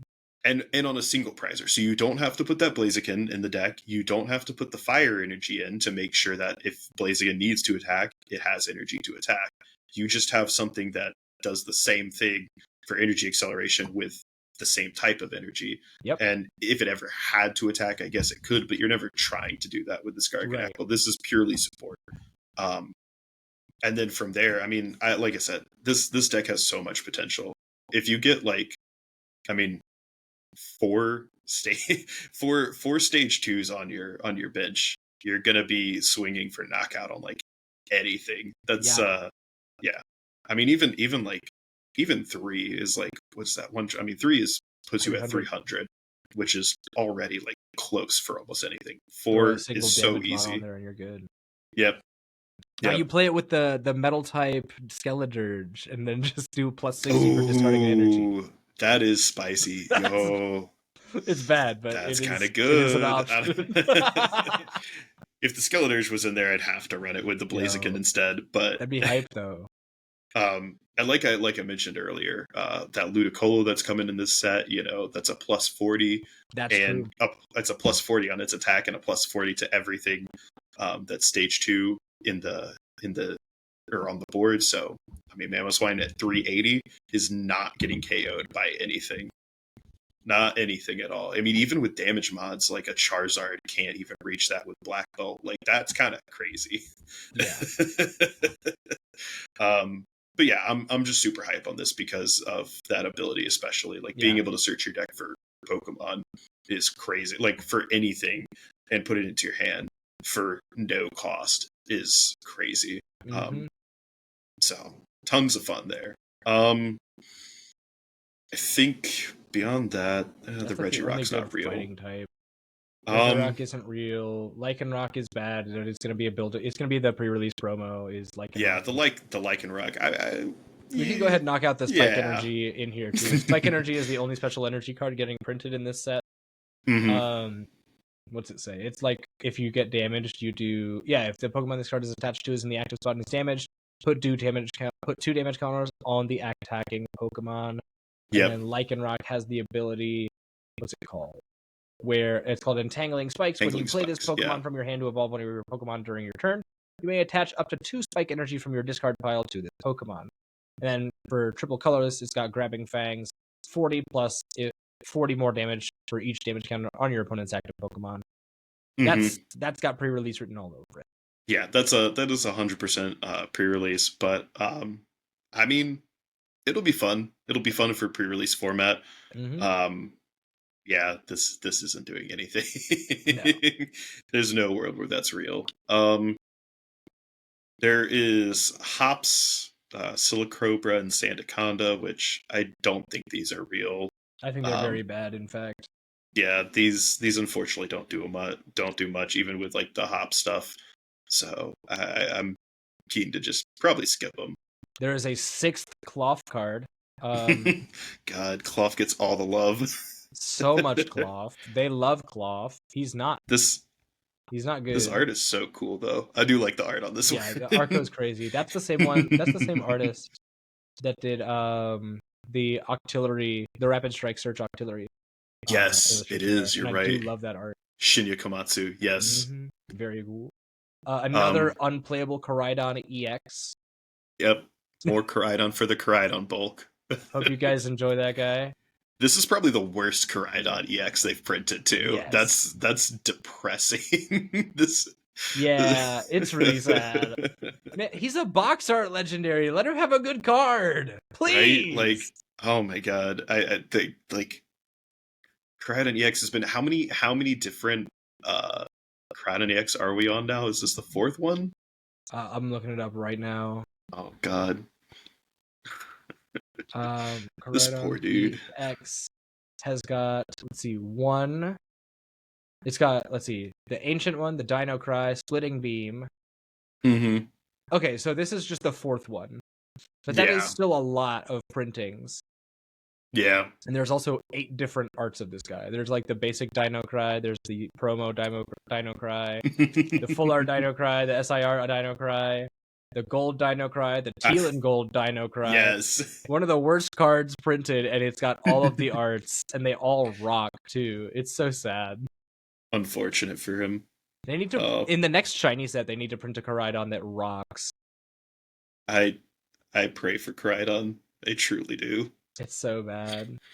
Give us a good Koraidon and give us a good Lucario. Same set as well, please. Yeah, please. Yeah, every single time. This Wheezing, yeah. This Wheezing looks like pre-release as well to me. I can see that. Gas for those who are at home following along. Gas Overflow does 30 damage, and your opponent's active Pokemon is now confused, and then and that's for 1 Dark Energy, and then its second attack, Dark and Colorless Crazy Bomb at 50 plus. If this Pokemon used Gas Overflow during your last turn, this attack does 120 more damage. That's pretty like good. It is cool. That is good. That feels very pre-release coded to me. But otherwise, we're getting this Clodsire, which I don't even know if this is better or worse than the existing Clodsire EX that we're getting or we have. I think it's equally playable. Yeah, the damage is more. I know the damage is more. This Clodsire has Giga Impact for 2 Dark and a Colorless, 220 damage, and then during your next turn, this Pokemon can't attack. I'm pretty sure. I'm gonna look it up. I'm gonna look it up. Clodsire EX. Oh, I've got it right now. It's got Toxic Wetland, where once during your turn, if a stadium is in play, you can make your opponent's active poisoned. And Needlebone for Dark Colorless does 200. Flip a coin. If tails during your next turn, this Pokemon can't attack. Yeah, so like bad. The existing one's bad. The new one is not that does more damage, but yeah, it's also probably just bad. I think the first attack is literally better. In fact. Yeah, 60 damage if your opponent's active Pokemon is now poisoned, and during your opponent's next turn, the defending Pokemon can't retreat. It's basically like a stronger version of the Pecharunt. Oh yeah, Pecharunt. Oh yeah, the Maractus. I was gonna say it's kind of like a stronger version of the existing Pecharunt promo from Shrouded Fable. Yeah. But what I am really stoked about is this Tyranitar that comes up. Yes. This is a cool card. I'm super excited about it. You've been talking about cooking it up with a Dunsparce. And I would love to see that deck be playable because this Tyranitar has the ability Daunting Gaze, where if it's in the active spot, your opponent cannot play any item cards from their hand. They are loving item lock right now. Yep. And I'm really excited. I really hope somebody can make it with that Dunsparce. It says it's what it's the Paldea evolved Dunsparce. Yes, the Paldea evolved one was dig away flash for 100 damage, where if your opponent's active Pokemon is now paralyzed, shuffle this Pokemon and all attached cards into your deck.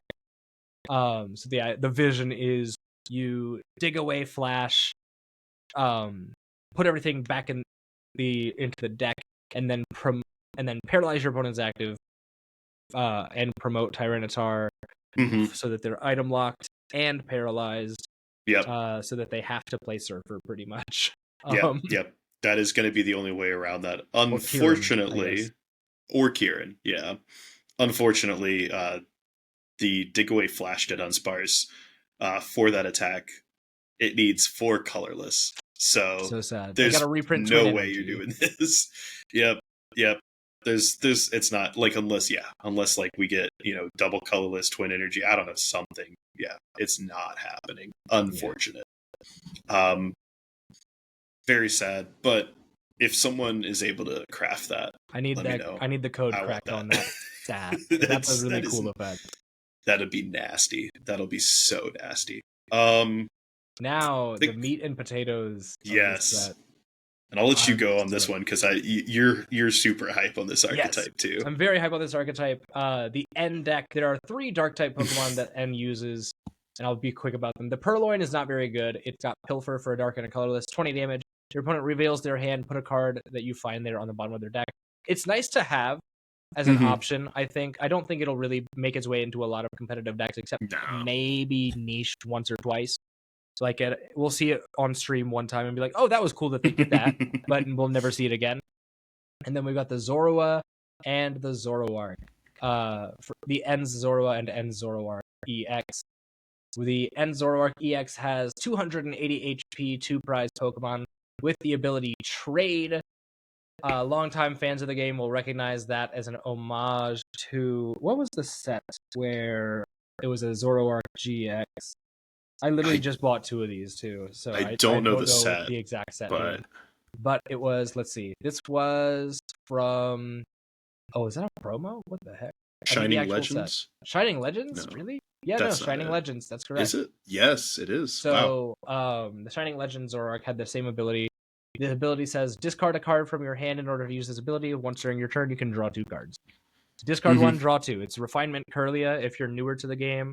It's very, very good. And then it's got the Night Joker attack where it says choose one of your bench ends Pokemon's attacks and use it as this attack for 2 dark energy. I'm very hype on this just because that is a consistent ability. It is a good HP number. It is a dark type Pokemon, which opens it up for some other really cool possibilities. With things like, so for instance, the build that I'm running and a lot of Japanese lists are running is like Pecharunt EX to promote it to the active, Binding Mochi to do more damage, and then I guess you throw in like a Kirin to fix some of your math with the Reshiram later on that we'll talk about in this set. It just swings for 170 and then plus 80 or plus 70 with the Kirin and the poison. And you can use like Janine's secret technique to accelerate your energy. There's also an item card in this set that we'll go over. It's called Ends PP Up. We'll just talk about it real quick because this is the only other time it's coming out. Yes, the name is really something. Good job, TPCI. They're really surely it doesn't get translated directly to that, but also I can't see anything else that does. Maybe they'll change it to like they'll realize the mistake they made and change the art and be like Ends Carbos or something. Like God, they'll have one could hope. Ends Carbos.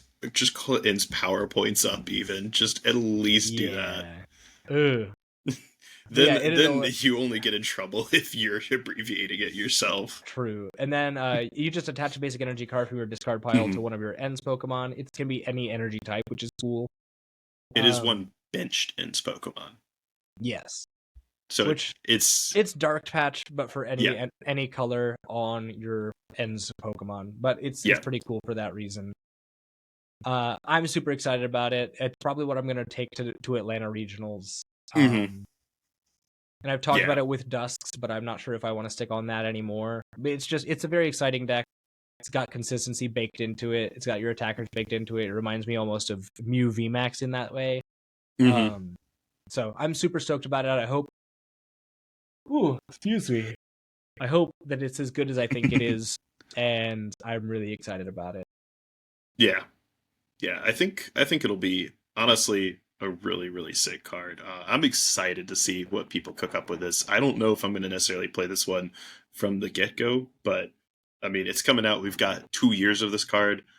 There's going to be some really hype stuff happening with this, I'm sure. Certainly. Especially because it is, and this is all speculation, but there is a set that is potentially coming out in the very near future, a special English set releasing in July, which could be Black Bolt and White Flare, which could include more cards. It should feature the cards from the Steven and Marnie decks, as well as Heatwave Arena with Cynthia's Garchomp and the Glory of Team Rocket featuring Rocket's Mewtwo. This could also include... Oh, wait, no, that's something else entirely. I'm lying. My bad. But this could be the one that includes Zekrom and Reshiram, so maybe we get some more Gen 5 love in there as well. Yes. Which could benefit the N deck even further. Could indeed. We'll finally get the N's Vanillux Trust. Real quick cheese before we leave the dark types here, but I did notice this silly Bombardier card here with drop shot attack for 2 dark and a colorless. Discard all energy from this Pokemon. This attack does 120 damage to one of your opponent's Pokemon. Anywhere that you want to move that 120. Probably not amazing.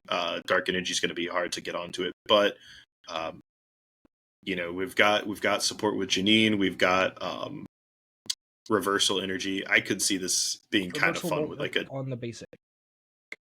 Oh, that's right. Never mind. Janine and something else then. Yeah.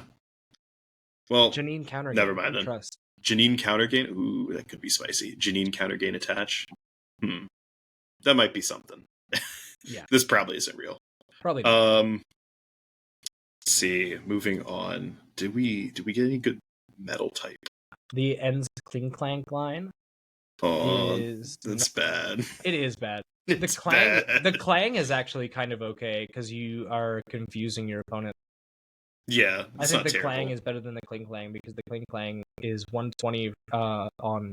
It's flip 3 coins, 120 per heads, which is bad. Terrible. But that's so bad. 20 and guaranteed confusion is not bad. Yeah. It's at least playable. Let's see, what else do we get? Oh, this is where we start seeing a lot of hop stuff. Yeah. We do get the Magearna. As long as this Pokemon is in your active, whenever you attach energy from your hand to one of your Pokemon, heal 90 from that Pokemon. Whoa. I could see that being another really strong promo. I could see that definitely being pre-release promo for sure. And that's a really strong ability. Like, one of these in, like, a deck, and then just, I don't know, pushing just any sort of, like, heal function. Like, healing 90 is crazy good. Yeah. So, I don't know. It's possible you could see this in, like, certain decks, but... I can see the vision for sure. Yeah. But I think moving on, the hops cards are good. Yes. So, kind of skips over... Yeah, you tell me about this Corviknight. Yeah, so it kind of skips over the other ones in the line. No Rickety or Corvisquire yet since they're colorless, but we do get Hops Corviknight, 170 HP metal type, with a couple of attacks. We get Shoot Through for 1 colorless, 50 damage, and then it also does 50 damage to one of your opponent's benched Pokemon, which isn't too bad. The damage isn't amazing, but, we like bench damage. Probably go over the other Hops cards more with the colorless Pokemon, since there's a few over there that'll have some stuff that kind of match up with the Corviknight that make that a little bit better. But outside of that, we have Steel Wing for 2 metal and a colorless, 150 damage, and then during your opponent's next turn, this Pokemon takes 60 less damage from attacks. Yeah, so again, another good. Decent attack in terms of damage, especially for a single price Pokemon. And then 60 less damage, like being able to basically tank out a hit potentially. It's pretty solid. It makes this thing at full health be like 230 HP after that attack goes through, which is good. I agree. Yeah, Cuffin and Copperaja don't exist. Those aren't real. Speaking of 230 HP metal type Pokemon, there's also a Hobzation, which is a very similar effect to that Corviknight. Yes. And you talked to me about using this in a similar build of the deck with the Hops Corviknight, because basically, spoilers, I guess, for the Hops cards, the Hops cards are all about giving you damage mods on your active Pokemon.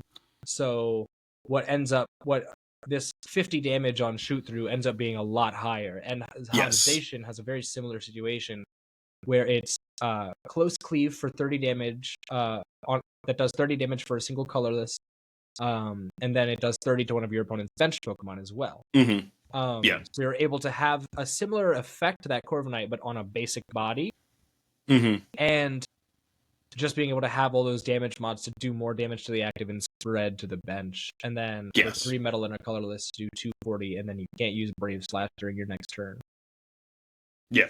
I mean, 240 is a solid number. Not being able to use the attack next turn is kind of, it's all right. But I mean, that's what switches and stuff like that exist for. So, and you can still use Close Cleave as well. You still absolutely can use Close Cleave after that if you'd want to. Guess we'll go to the dragon types next. There's a few of these guys, and they're all pretty cool, actually. I guess we'll go into the big one first. Salamence EX. A lot of people are going to try to find ways to make this guy work, and I can understand why. Salamence EX has 300, 320 HP, dragon type. For a fire and 2 colorless, you do Wide Blast. This attack does 50 damage to each of your opponent's benched Pokemon. So they're really leaning into bench damage right now, especially with Manaphy leaving the format. We're going to see a lot of bench damage coming up. And then the next attack, I think the even bigger one, for a fire, a water, and 2 colorless, you do Dragon Impact, 300 damage, and discard 2 energy from this Pokemon. 300 is huge. That is massive. Very big number. It's a very big number. This almost guarantees me that we're going to get a double colorless reprint of some kind. I would think so. Or maybe even like double dragon like coming back, I think could be a potential. Yes. If we get one, if we get one or the other, I'd certainly be happy. If we got both, oh my god, that would be disgusting. I would be taking a break from the game, I think, if we got both. Yeah. We're getting very cool effects on this card. Yeah. And then we're getting kind of a combo partner with it. The next guy, I'm only mentioning it because of the attack, but we do get a Druddigon with a colorless attack, Dragon's Rush. It does 20 damage, and it lets you attach 1 fire energy from your discard to one of your dragon Pokemon. Yeah, which is cool. So this'll, I think, like, the idea with, like, Dragon's Rush, and then, like you said, like, maybe getting more a double colorless reprint of some sort. I could see that happening. I could definitely see that happening, where you could, like, okay, Dragon's Rush, and then the next turn, attach double colorless and attack with that Salamence. Do Wide Blast for 50, and then a turn later or something, if it's still around, punch with Dragon Impact and clear out something off the bench. Absolutely. That had that little bit of 50 on it. Down 0. Yeah. But tell me about this In's Reshiram. Yeah, this is like the last piece that makes the end deck work so well. Is it's got 2 attacks, and they're both very good to copy. It's got 130 HP, so it's not like the ideal HP number, but it's still pretty good. It can survive some spread from Dragapult. For a fire and a lightning, you do 20 damage for each damage counter on you, so if you survive at all, or if you're putting damage on yourself from poison and you live a turn, you're Mhm. able to start putting really big damage out with that. And then for 2 fire, a lightning, and a colorless, you do 170, and that is the number that you hit, and you combine it with Mochi and Kieran to do 240, and Mhm. you knock out almost everything in the format. And it's Yeah. very, at least almost everything that's set up as fast as you in the format. Yeah. It's just the number that you want to hit every time. You want to attack with this guy almost every single turn. It is very, very good. There's not even any like downsides other than the energy cost, which you can circumvent with Zoroark. Yeah. Yeah, for sure. I think I mean even without like the Kieran, if you just need to like hit 210, 210 is still clearing out like all of the All your basic Ogreponds. support Pokemon. Ogreponds, Fez, Mew EXs, Squawkabillies, like all of those are getting I mean Squawkabilly's losing to this without the True. poison mods, but you have like an answer into a lot of basic EX Pokemon that are support focused. So I think that's pretty cool. It's great for that, in fact. Yeah, absolutely. I think moving on to the colorless, there's a decent number of colorless Pokemon, but actually, there's a good number that are probably relevant here. Yeah, like a surprising Try number, to in fact. try to zip through this as quick as possible because there's a lot. But the Hop Snorlax is kind of a piece of that Hops deck with the ability Big Belly. The attacks of your Hops Pokemon do 30 more damage to your opponent's active Pokemon. Mm-hmm. And Big Belly doesn't stack, so you can't have multiple Snorlax and go like Thank God. 60 with 2 of them out or something like that. Yeah, that would be too much. But it's still very good. A plus 30, I mean, that's plus 30 on that Corviknight, that's plus 30 on the Zacian, and you know, those numbers are going up, so I think that's pretty solid. Let's see. We get this Dunsparce EX. Oh yeah, the Dunsparce EX. I was gonna say which one were you looking at? I was looking at the visual list and I saw the Noivern, but we can talk about the Dunsparce first. Also, another one of those we were talking about those crocheted Pokemon arts earlier. There's another one right Yes. The Dunsparce, yeah, that's right. You're right. Dunsparce. That's so I love the crochet art. So that's cool. Yeah, the regular Dunsparce. I don't think this one is worth it for anything. I mean, I guess you could. Retreater. Yeah. Card. Unfortunate. But the Dunsparce is cool. Mm-hmm. Yep. So this Dunsparce EX has the attack adversity tail, 60 times damage. This attack does 60 damage for each of your opponent's Pokemon EX. And that's not like an amazing thing to necessarily hinge a deck on, but we are losing some draw support going into this format. We're losing Liepard, we're losing Kirlia, we're losing Bibarel. We're losing Radiant Greninja. Radiant Greninja, all of those are staple draw supports. And so really the only things we kind of have to go with afterwards are going to be like Reveroom and the Dunsparce, exactly. And because we have the Temporal Forces, I believe it was, the Dunsparce. The runaway draw that let you shuffle or draw 3 cards and then shuffle the Dunsparce and all cards attached back into your deck. Temporal Forces.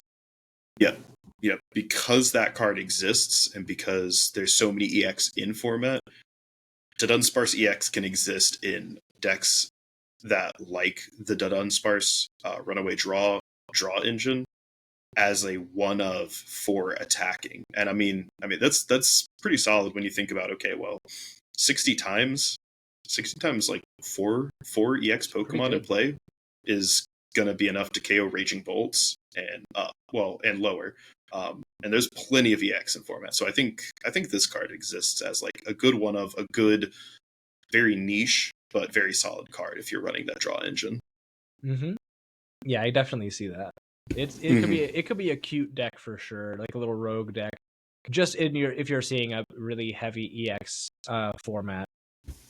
Yeah.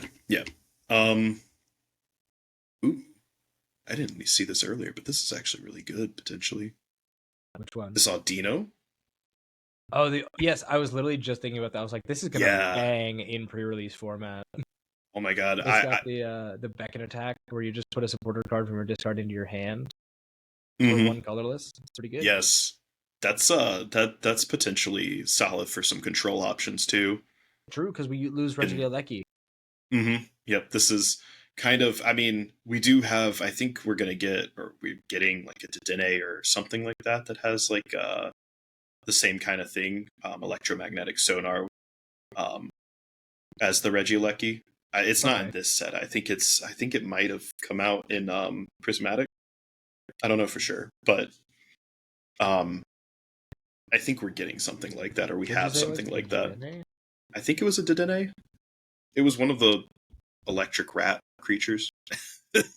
There's like we've got one for every generation. That's just a trainer on the Dene. Yeah, so you can get whatever you want with that. So the Dene is better. It's probably better instead of this. Yeah, that is unfortunate. It's not as tanky. Well, yeah. Oh, well. But yeah, tell me about this Noivern. Oh, it just looks cool. I like Noivern as a Pokemon. It's one of my favorite designs, so I like seeing it. But it's got a cool attack. For 3 colorless, you do 110. Your opponent's active Pokemon is now confused, and its ability says that if you have the same number of cards in your hand as your opponent, ignore all energy and the cost of this Pokemon's Panic Howl attack. They are very careful with their words so that you cannot just use Crisis Punch with this guy.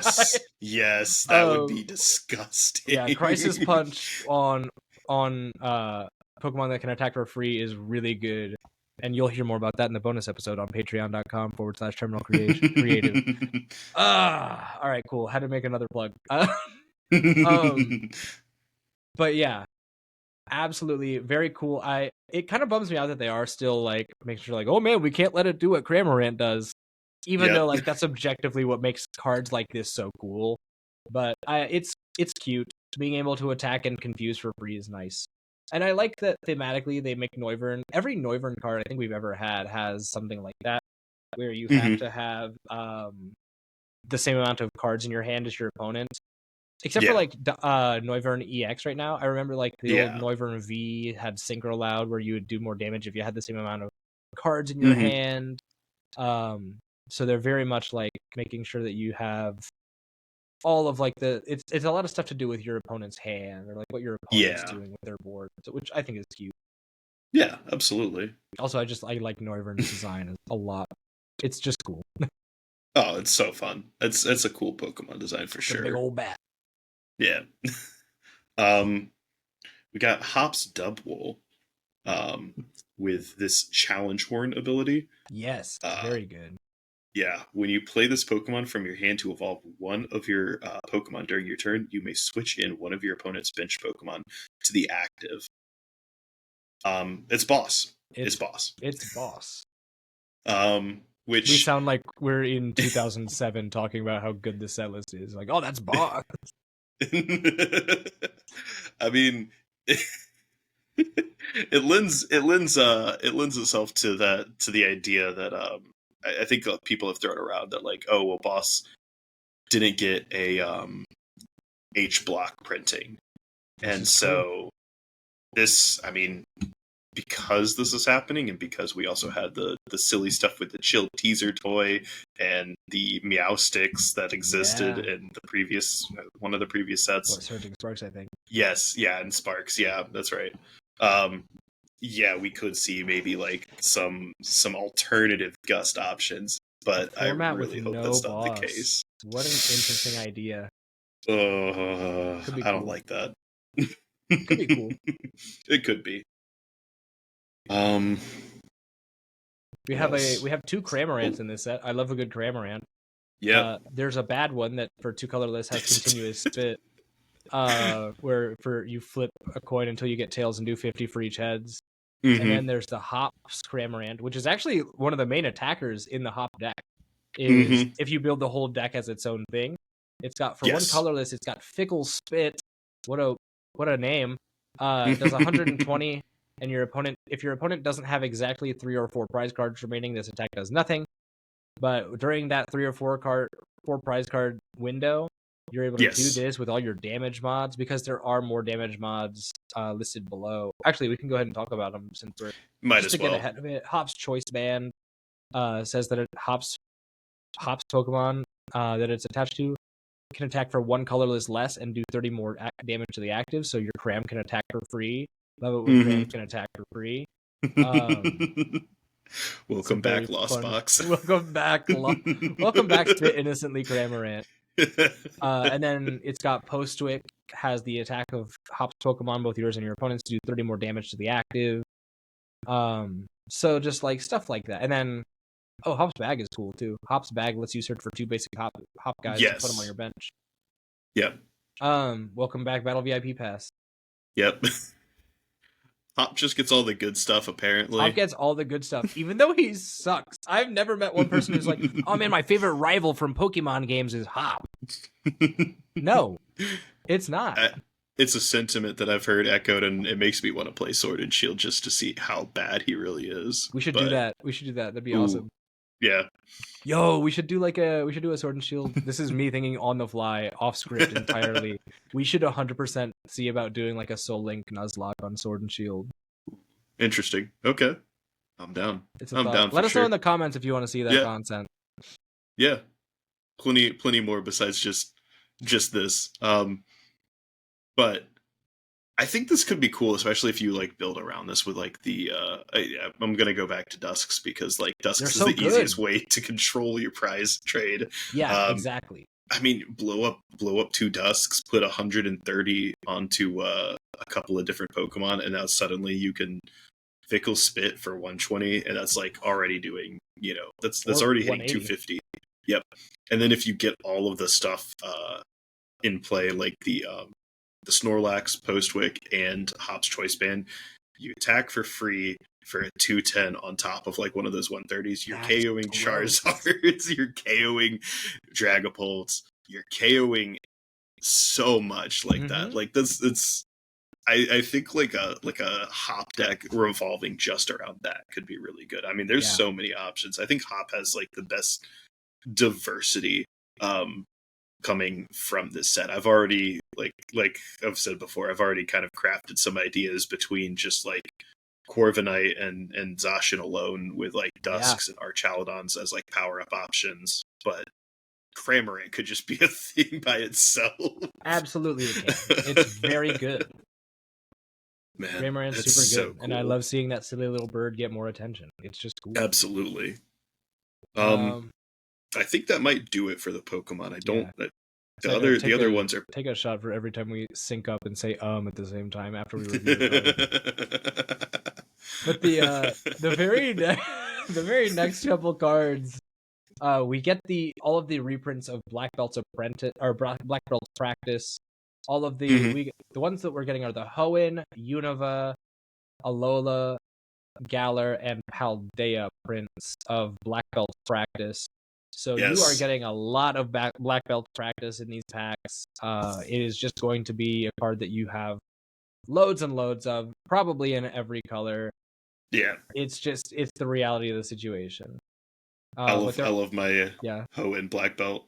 He's even got the same pose as the game. I think we mentioned that when we first looked at these like way back, but he's got the same game pose. Like it's so sick. Game pose. It's super hype.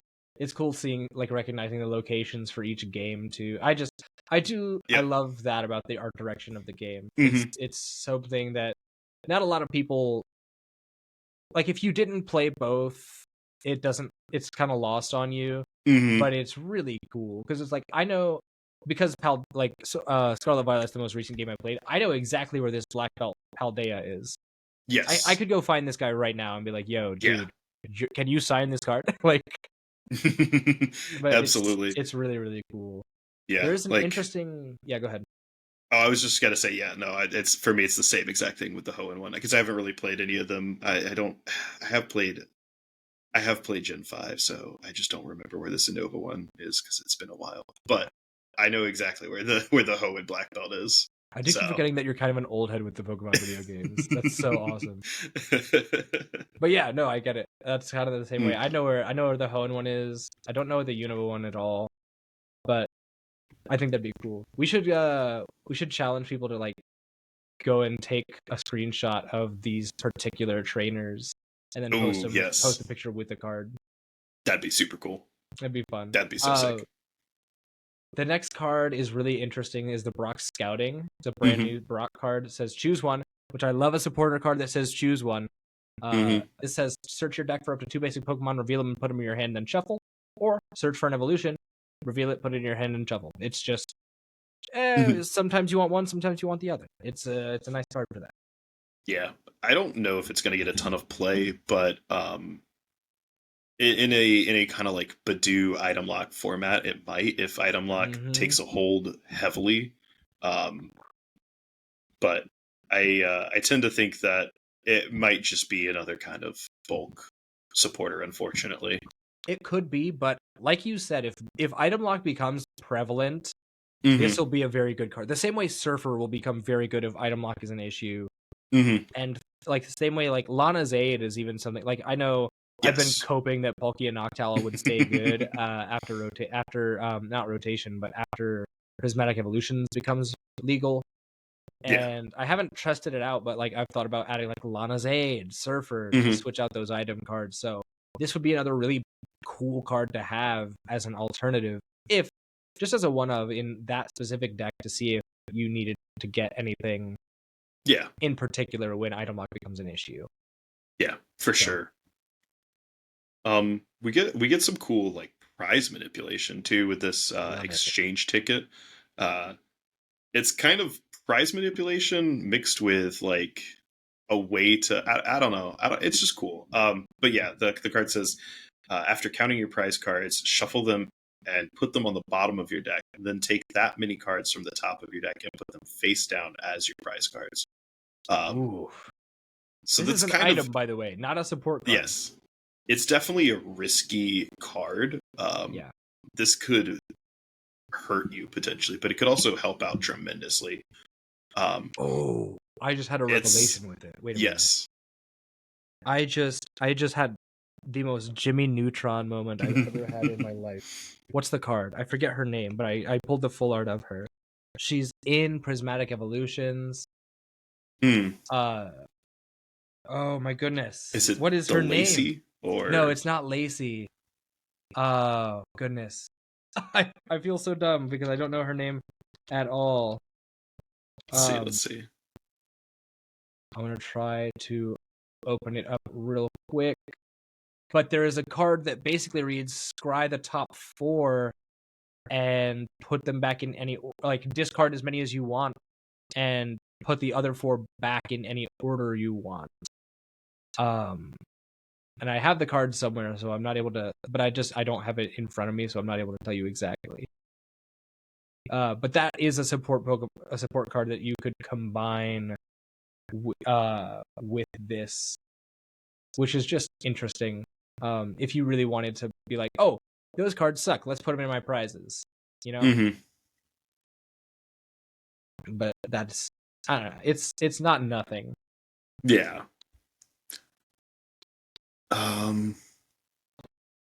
There's the Hops Bag we talked know. about, the Choice Band we talked about. What do you think of this Iris's Fighting Spirit card?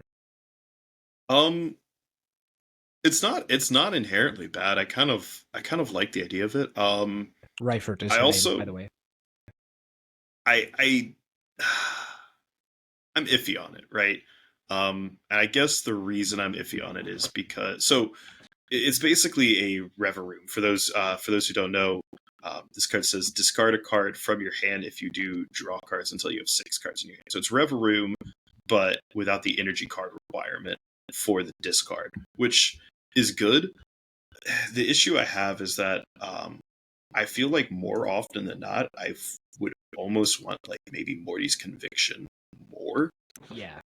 And that's like, but then again, on like a low hand size, this is better than Morty's Conviction. Like, it's very iffy. You need this card.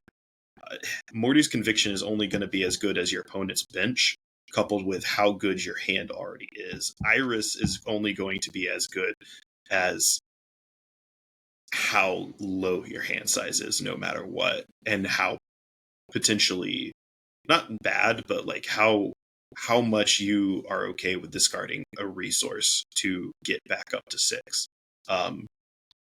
So it's hard to say whether like Iris's Fighting Spirit is going to be good or if it's just a worse version of Morty's Conviction, I guess. Right. I don't know. I need someone better than me to analyze this card. No, I can comes totally out. see that. Being able to fill to sex is always a really good option, because think about it like this, right? So Morty's Conviction is just based on the amount of cards that you have or your opponent has. Let me I believe it's opponent's bench for Morty's Conviction. Yeah, one for each of your opponent's bench. You're drawing a maximum of 5 cards technically a maximum of 8 cards with Morty's Conviction with what is it called? With Area Zero. Area Zero in play. Yeah. You are always drawing a maximum of 6 with Iris, a maximum of 6 with Iris. So I don't know exactly.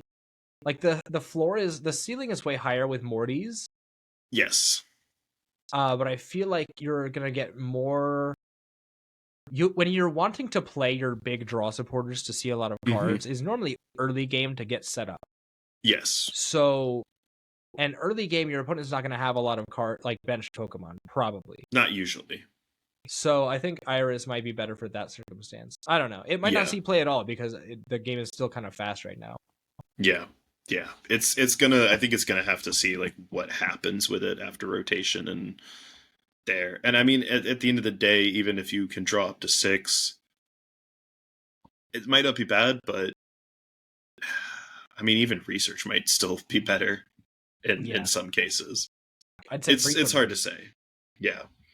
Let's see what else. We didn't mention the Ends Castle. Oh, the Ends Castle. Ends Castle, is it real? It's bad. It's just it just says each Ends Pokemon in play, both yours and your opponent's, has no retreat cost. It's not good. Yeah, that's purely there to just allow Ends Pokemon, I guess, to like dodge around stuff. Yeah. But we've got we do have some more cool stuff on research cards. Speaking of Professor's research. Yeah. Speaking of research, this is the first time we already got the first time Professor Elm was printed on a research with Prismatic Evolutions. Now we're getting Professor Birch and Kukui's first times on research cards. Yes. Which is cool. Yes. I think that's nice. Yeah. Professor Birch finally gets his own research instead of like a Professor Birch card. And that's always fun. And then I again didn't play Sun and Moon, so Kukui's a mystery to me, but I mean the dude definitely looks cool, so I'll hand him that. Yeah. He's a baller for sure. Yeah. You should play Sun and Moon. They're very good games. Oh yeah. Ultra Sun and Ultra Moon. Yes, I need to get back to some of those games. But I'm glad that we're getting like a professor from each generation now has a card. So you can play with your favorite generation. Pick your favorite professor. You have your favorite. Also, this means that all of the professors now have silver borders, so you don't have to play with bad Professor Magnolias and bad Professor Oaks. Stop using yellow borders, please. Stop using it. This is a yellow border hate post. This silver borders are better. Always have silver been. Borders are better. Yep, absolutely. There are select cards where the yellow borders look great. They're few and far between, though. Yep. And and in conclusion, it's cool to have Professor Kukui on a research card. Yep. I think rounding this out, we have like a couple more to mention. Literally just Ruffian and Super Potion. Yep. Ruffian feels like it's a format too late, unfortunately. Discard a Pokemon tool and a special energy from one of your opponent's Pokemon. I disagree. I think it's actually good. Well, because you think about it, like it comes right in time because while Lugia, special energy is cool. Whatever. I don't think special energy is what's cool about this. Discarding a tool is what is so important for this. Yeah. Because that is a very different. What's going to happen next format is Heroes Cape stocks are going up. True, yes. You are not going to be able to have Lost Vacuum. We don't have a Hyper Blower. We have Megaton Blower, but that card isn't real. So having something that's just like, hey, get rid of that, get that out of here. I don't want to see it anymore. And then also being like, oh, we can discard a special energy while we're there. Yeah. It's a potent effect. It's a good one of in decks that can take advantage of that type of stuff. I think it's a good effect. It feels kind of bad to use a supporter on that type of effect, but it is better than not having any removal at all. Mm-hmm. And then finally, well, yeah, yeah, it's tool removal, I guess, at the end of the day, and I think that's the big thing since lost vacuum's going away. Yeah, why do you say it's a format late though? I'm interested in your take on it too. Because of the Lugia, I feel like because Lugia is leaving and because special energy doesn't seem to be quite as prevalent. I mean, we're going to have 3 in format as Reversal, Luminous, and Jet. Jet. Ooh, that's 4 then. I was thinking Legacy. Oh, Neo Upper also. Also Neo Upper. But that card's not real. Yeah, I was like, is Neo Upper real? Nothing. The Pokemon that aren't Terras that are like EXs use Neo Upper because they have to cope somehow, and all of them are bad that have to use Neo Upper. So true. Neo Upper's not real. Neo Upper's but yeah, not Legacy, real. and I guess Jet too. But like, Jet's not. I don't know. Jet has the benefit of being a special energy that is useful when it's played for the most part, and not necessarily useful beyond when it's played. I mean, aside from sometimes giving the energy that's needed, it's really more about having the ability to switch and move something quick. It definitely feels more like a switch card than an energy card. Yeah, for sure. And that might just be the way because of the ways that I play Neo Upper with the decks that I play Neo Upper, or not Neo Upper, sorry, Jet. For the ways that I play Jet and for the decks I play Jet in. But we'll see. It'll be cool. I'm interested to see how that comes out. I think it is cool for another reason though, which means that it is indicative of future releases, right? Yes. So the same way we've talked about other cards that point to a design philosophy with future sets, like being conducive to having whatever in them. Like, yes. This just shows me they are preemptively printing a card that is going to allow them to print good special energies and good Pokemon tool cards. It's for instance, very true. Even like there's a lot of cards that are really strong against special energy. Like I have this Diancie in my phone case from Stellar Crown that does 40 damage for each special energy attached to all your opponent's Pokemon. Yes. For right now, it's just a Screw Lugia card. But like this also means that they have like a guaranteed way to be like, hey, chill out. That's a lot of special energy, and it's a lot of good special energy. So let's rein it back in. And they don't have to. They don't have to make these knee jerk rock paper scissors type of design choices that I've been so critical in the past of with like Spiritomb and what was it? What was the other one? Iron Valiant, not Iron Valiant. Yes. Iron Leaf. No. Iron Leaves EX. Yes. Design choices like that feel reactive. Instead, they're getting very much ahead of the curve and be like, I'm going to print this so I can give myself a good boundary to create good cards within. And I like that philosophy of designing cards. Yeah. Okay. I can see that. I mean, and like you said, it does feel potentially like they could be focusing in on printing more special energy. And I mean, we already mentioned that, I guess, too, with like the Salamence and saying like, oh, well, maybe double colorless will come back or some variation of that. Maybe double dragon will come back or some variation of that. Who knows? But yeah, I think, oh, well, we've got the last thing is Super Potion, I guess. It's just heal 60. Yep, heal 60. Discard an energy attached to the Pokemon that you heal 60 off of. The only really notable reason for mentioning it is just because it's the first one that's been printed in, I think, like 9 years, something like that. Really? It looks like this says it's a reprint of Super Potion Evo 87. Holy smokes. So the last one we got time we got this card was XY. Yeah, 2016. Like XY base. Oh my goodness. So it's been 9 years since this card. 11 years. Since 11? I think. Well, this had the. I saw that it was legal until 2016, but it was printed in 2014. Oh, I see. Yes. Oh, it's because the evolution set was a reprint of had reprints of XY base. That's what it was. Yeah. Okay. That's cool. No, I mean, So that's nice though that we're seeing this, and this is a card that doesn't really have a lot of prints in general. The It's got only other 4. prints outside of Evolutions and XY were base set and base set 2. This So is the 3rd art for Super Potion ever. yes, So yep, that's yep. neat, I guess. It's I very mean, it's fun. It's very similar to like, oh, we got we find it's like how we got a Bonsly card that doesn't show his butthole. Like yeah, that kind of thing. The same thing with like getting. Sorry, that's a little crass, but I apologize. The same thing with getting a Badoo for the first time in like 12 years. You know, like yeah, it's nice. It's nice that we get to see reprints of these cards, even if no one's going to run Super Potions. This is a terrible card. Please don't use this.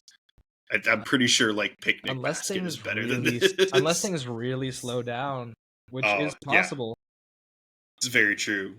It is possible, especially if things like Boss leave. Yeah.